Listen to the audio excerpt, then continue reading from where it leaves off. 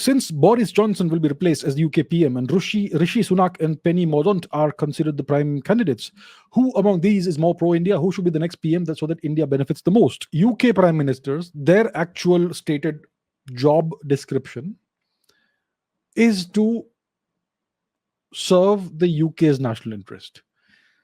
Now, the UK is a colony of the US. Therefore, all UK prime ministers who last any reasonable amount of time are aligned with US geopolitical interests. And the US doesn't see India as a nation that should be allowed to rise too much. They have already made a massive mistake with China.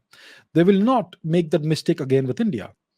And therefore, any prime minister who comes to power in the UK and lasts for a long time will be able to last only because they are aligned with the American geopolitical interests and are a good servant to the US.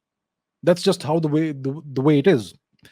And therefore, no matter who comes to power, it's not going to be the case that that person will be very pro-India or even moderately pro-India.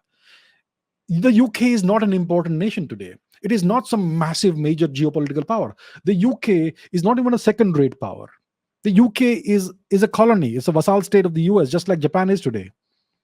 Japan is even worse, further gone down the road. Japan is under permanent US occupation. Well, there is a certain element of US occupation in the UK as well. All the UK's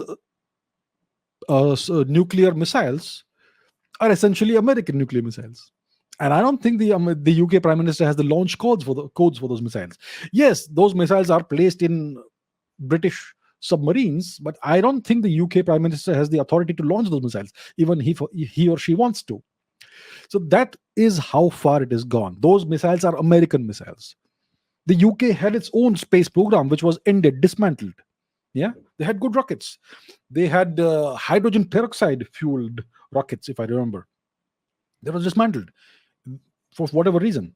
So that's how it is. So whoever comes to power in the UK is not going to be in any way pro-India. Even if Rishi Sunak comes to power, obviously he's a guy who has Indian origin. It makes no difference. He's going to serve his masters. He's going to serve the UK and the US. He is not going to be pro-India in any way whatsoever. Neither is Priti Patel going to be pro-India. If at all, they will be under more pressure to demonstrate that they are loyal to the empire and not to India. So they may end up being even more anti-India than other prime ministers have been, just to demonstrate that we are not, we are loyal to the master.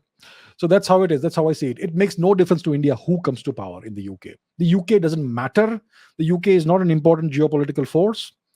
The UK is a subsidiary. It's a colony essentially of the US, and the real power is in the US. So the UK doesn't matter. It's not even a second-rate geopolitical power. It's a third-rate geopolitical power. That's all it is. I apologize if I offended everybody, but that is a fact.